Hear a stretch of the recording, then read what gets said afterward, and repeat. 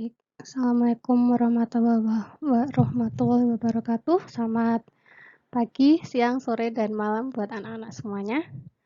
Eh, ini di sini saya akan menampilkan PPT mengenai pengenalan BK di sekolah. Ini halaman pertama saya tulis back to school, meskipun modelnya adalah model daring dan luring. Karena kita tidak bisa memungkinkan untuk melakukan kegiatan tatap muka secara langsung, jadi kita akan melakukan kegiatannya secara daring dan luring. Baik,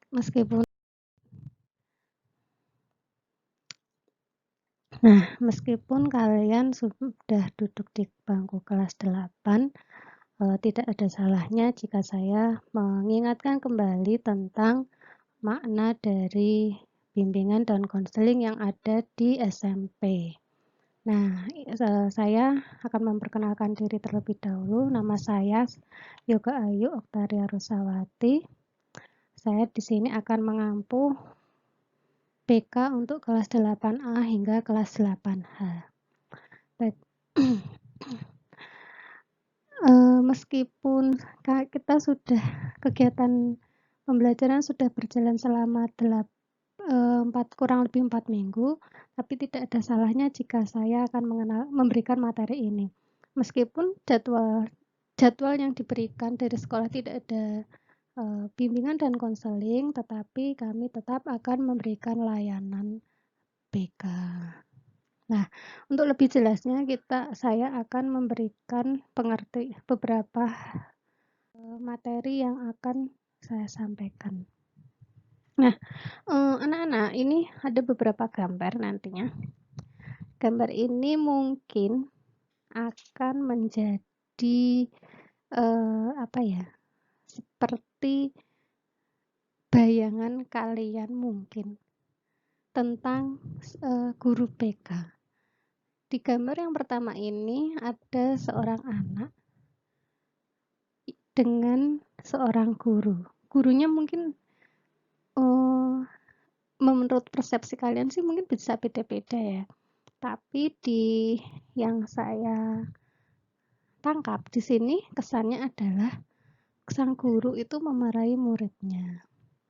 Banyak orang yang mempersepsikan bahwa guru BK itu galak, menyeramkan, gitu kan. Nah, itu adalah persepsi orang yang salah.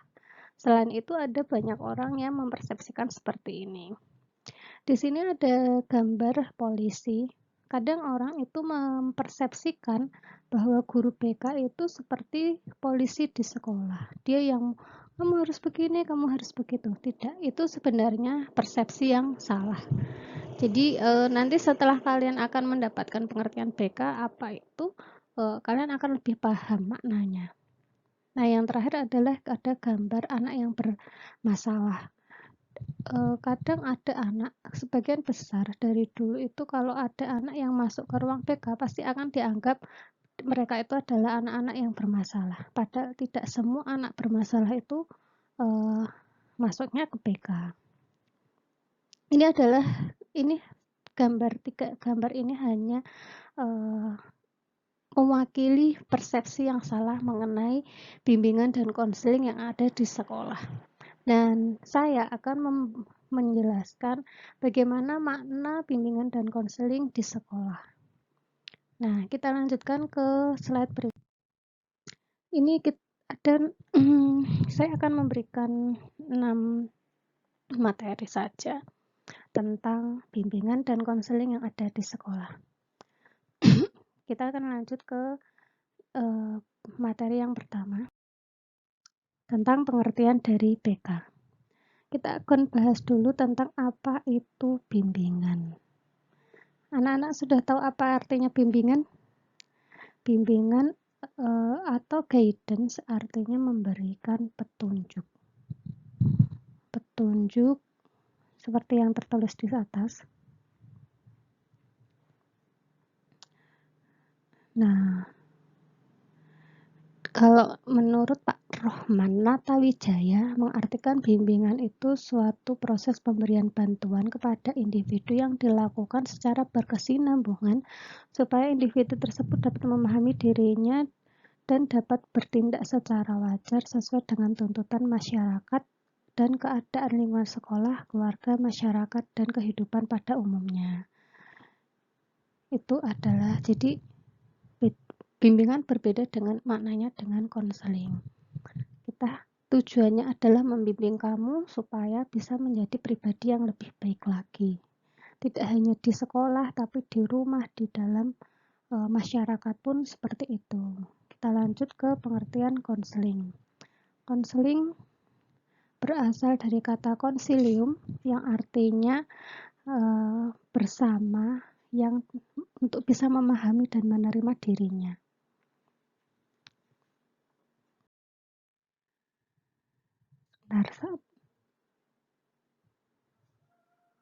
Nah, secara umum, bimbingan konseling itu apa sih?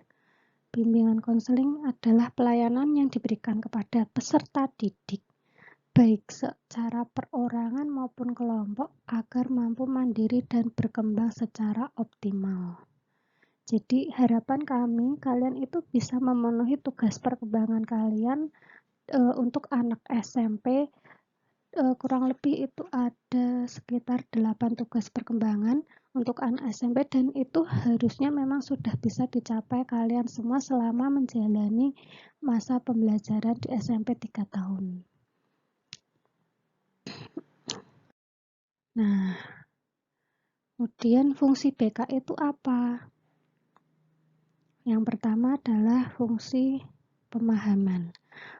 Nah, fungsi pemahaman di sini adalah maksudnya kami, guru BK, akan memberikan materi kepada kalian, memberikan advice yang mudah dipahami oleh siswa. Jadi tarafnya hanya misalnya pemahaman. Contoh adalah materi pemahaman itu contohnya seperti ini, pelayanan BK. Tentang pengenalan BK. Materi ini kami berikan dengan tujuan supaya kalian bisa benar-benar memahami apa makna dari bimbingan dan konseling.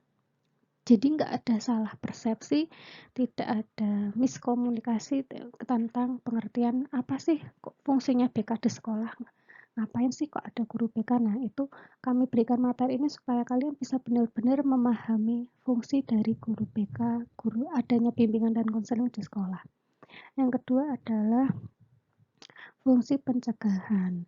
Fungsi pencegahan ini ditujukan supaya kalian itu tercegah dari hal-hal yang negatif. Misalnya, kami memberikan materi tentang bahaya dari merokok. Tujuannya apa? Supaya kalian bisa terhindar dari sikap atau perilaku merokok. Itu contohnya. Kemudian yang ketiga yaitu fungsi pengentasan.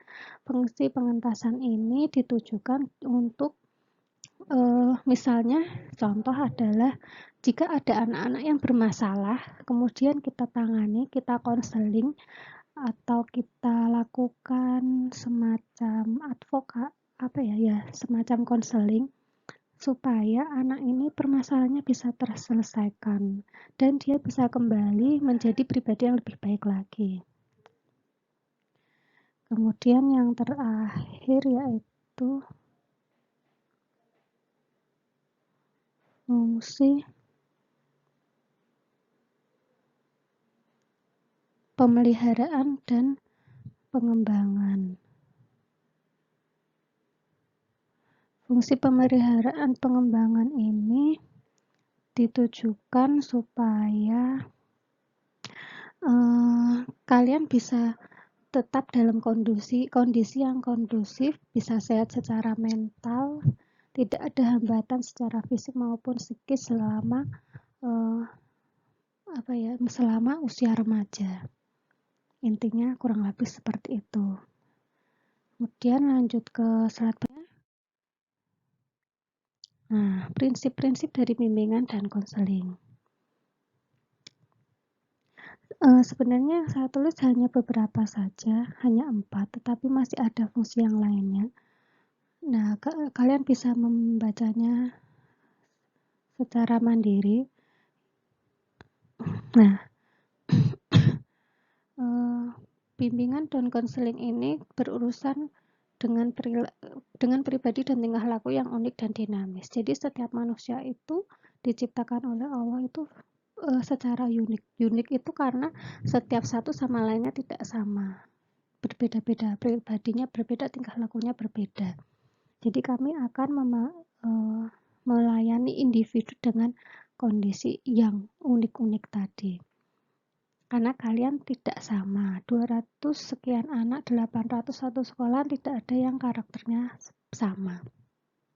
Yang kedua, memperhatikan sepenuhnya tahap dan berbagai aspek perkembangan individu. Jadi secara teori itu ada beberapa tugas perkembangan khusus untuk anak SMP. Nah, itu harus bisa tercapai semua, dan kami dari BK itu akan mendampingi kalian supaya kalian bisa memenuhi tugas perkembangan tersebut. Yang ketiga, melayani individu tanpa memandang umur, jenis kelamin, suku, agama, dan status sosial ekonomi. Jadi kami melayani kalian sebagai konseli itu tanpa pandang bulu. Semuanya mempunyai hak yang sama untuk bisa mendapatkan layanan. Yang keempat, berurusan dengan hal-hal yang menyangkut kondisi mental fisik individu terhadap penyesuaian dirinya. Nah, bagi kalian yang mempunyai permasalahan misalnya kondisi mental atau fisik yang sedikit terhambat, bisa berkonsultasi dengan kami. Nah, untuk bidang bimbingan, bidang bimbingan itu ada 4. Yang pertama adalah bidang pribadi.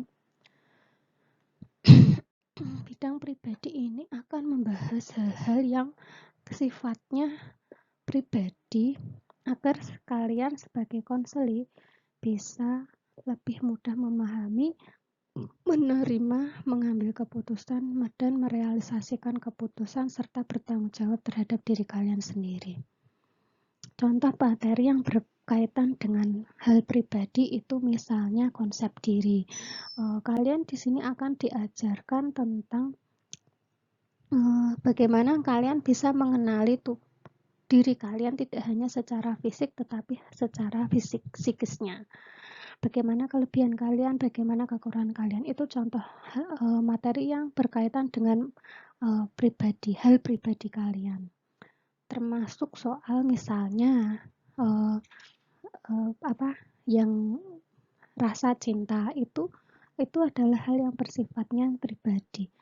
Tidak bisa dibahas secara umum, tapi itu kaitannya adalah pribadi kalian.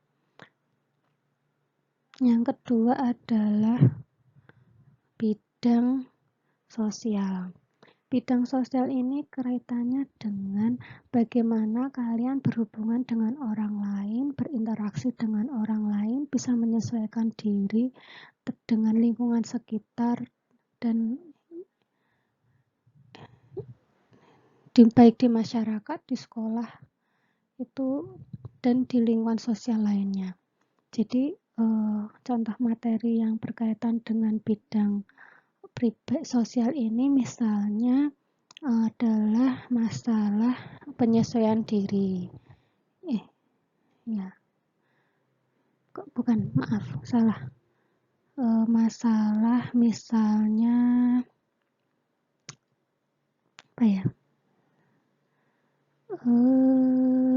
masalah nanti saya carikan lagi. Yang ketiga,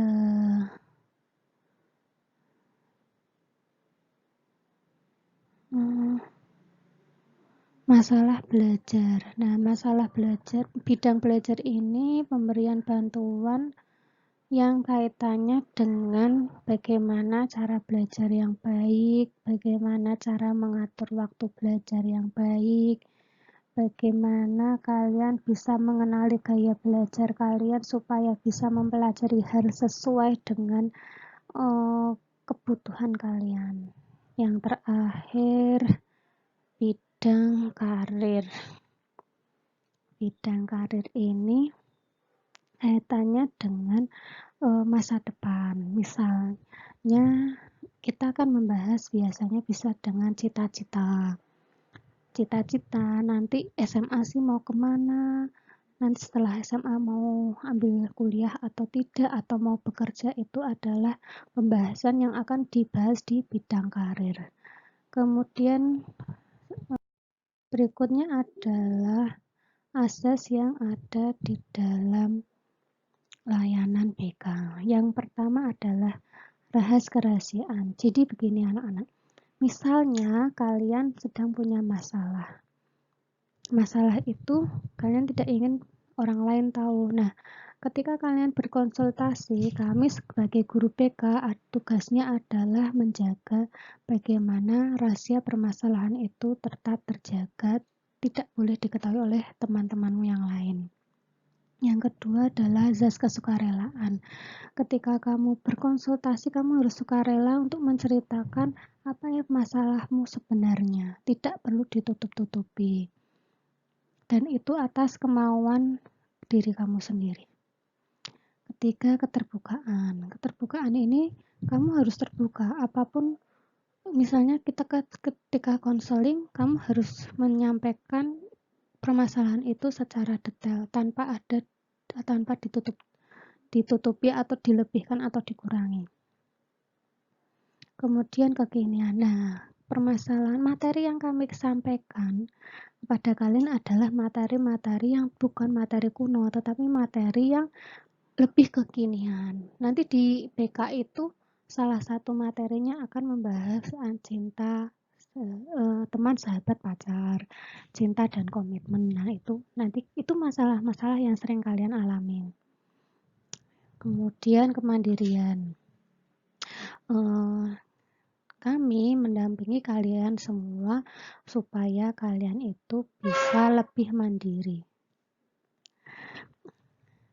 Ketika mengambil keputusan, bisa mengambil keputusan yang tepat. Kami hanya berfungsi sebagai fasilitator. Sepenuhnya ada di tangan kalian. Yang terakhir adalah alih tangan. Nah, jika misalnya kalian punya masalah, kok misalnya kami tidak membutuhkan bantuan orang lain, maka kami akan melakukan alih tangan kasus. Misal contohnya begini,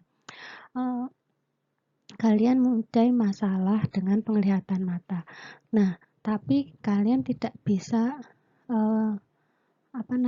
menceritakan ke orang tuamu. Nah, kami akan mereferalkan, mengalihtangankan permasalahan gangguan mata kalian kepada dokter mata.